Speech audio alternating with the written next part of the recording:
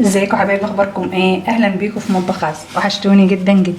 النهارده جالكم بوصفه جديده وفيديو جديد، يا رب يعجبكم. قبل ما ابتدي في الوصفه نصلي على الرسول عليه الصلاه والسلام. اللهم صل وسلم وبارك على سيدنا محمد وعلى ال محمد. احنا النهارده حبايب قلبي هنعمل حاجه حلوه قوي مع بعض، بتبقى ايه في الساعه كده بتدفينا وتدينا نشاط كده. هنعمل النهارده بلح الشام بطريقه سهله وبسيطه وبطريقه جديده ان شاء الله هتعجبكم جدا جدا. معانا هنا كوبايه وربع دقيق، معلقه كاستر، معلقه نشا، ومعلقتين من السكر اهوت، معلقتين من السكر بالشكل ده، ومعلقتين من الزيت. دي مقاديرنا. تمام. مقاديرنا سهله وبسيطه ازاي. اول حاجه هنعمل بقى ايه الشربات مع بعض. هنشيل المقادير دي كده على جنب. تعالوا بقى ايه نشوف مقادير ايه الشربات كده مع بعض. مقادير الشربات: كوبايه ونص من السكر، عليهم كوبايه من الميه، ومعانا نص ليمون. هنحط السكر كده بالشكل ده. عايزينه شربات تقيل عشان ده ايه بلح شام كده. هناخد بقى ايه كوبايه من الميه على كوبايه ونص من السكر بالشكل ده. ندوبهم شويه بقى كده مع بعض. تقلبي كده السكر بالشكل ده، ندوبه كده شويه. الليمونه ديت مش هنحطها الا لما ايه الشربات بتاعنا يغلي،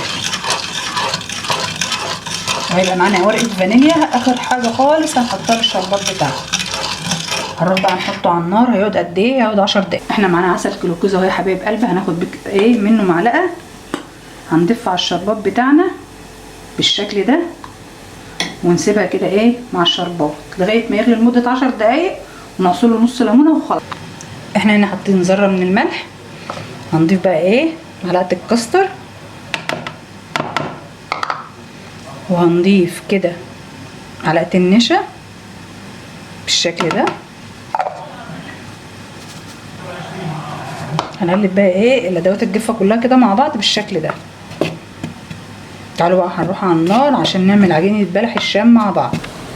احنا هنا حبايب قلبي اهوت معانا في المقله ايه كوبايه ونص من الميه المغليه.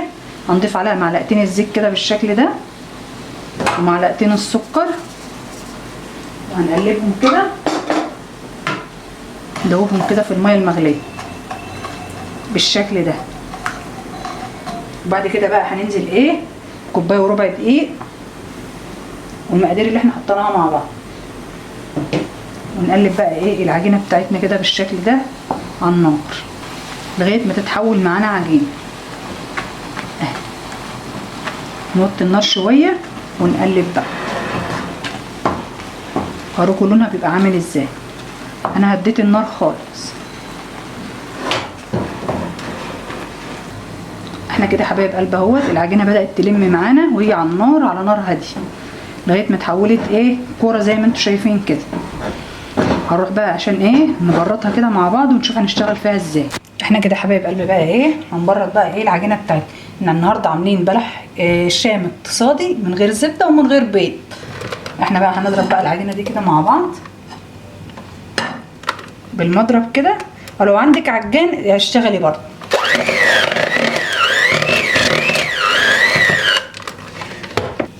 معلش يا حبايب قلبي انا كنت وقفت ضرب وهرجع اشتغل معاكم تاني. لو حسيتي ان العجينه تقيله هضربها على مرتين عشان ما تبقاش تقيله على المضرب.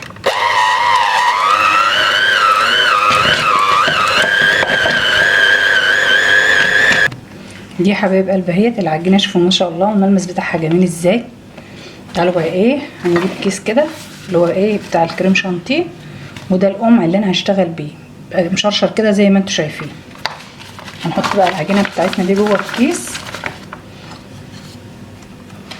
انا هعملها على ايه هقسمها على مرتين، مش هعملها على مره واحده عشان تبقاش تقيله على الكيس برضك. انا كده خدت نصها والباقي دوت هغطيه عشان العجينه بتاعتي ما تنشفش. في الثلاجه كده ولا حاجه وتغطيها.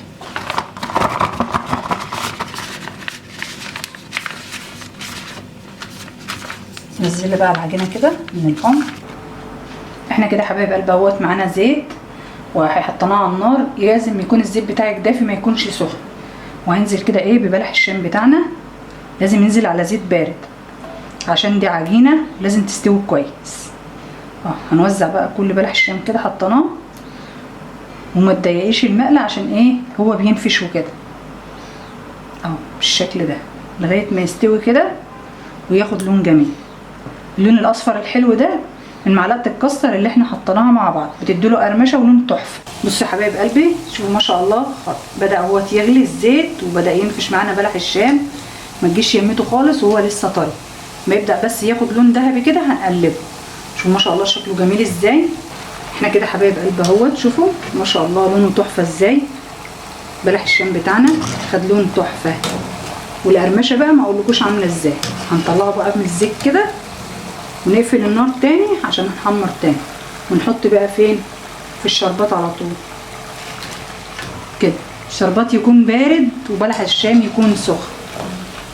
هنصفيه من الزيت وبعد كده ننزله في الشربات على طول. احنا كده حبايب قلب اهوت خلصنا بلح الشام بتاعنا. شوفوا جماله، شوفوا تحفه ازاي. شوفوا اللون. عملنا بلح الشام من غير زبده ومن غير بيض، حاجه كده اقتصاديه. تعالوا بقى نسمع كده مع بعض القرمشه. سامعين؟ ده صوت القرمشه بتاعته. ايه رايكم فيه بقى؟ شوفوا قلبه مفرغ من جوه وشكله جميل ازاي. تحفه. يا رب يعجبكم كده حبايب قلبي وتجربوه وتكتبوا لي بقى في الكومنتات وتقولوا لي رايكم فيه ايه. السلام عليكم ورحمه الله وبركاته.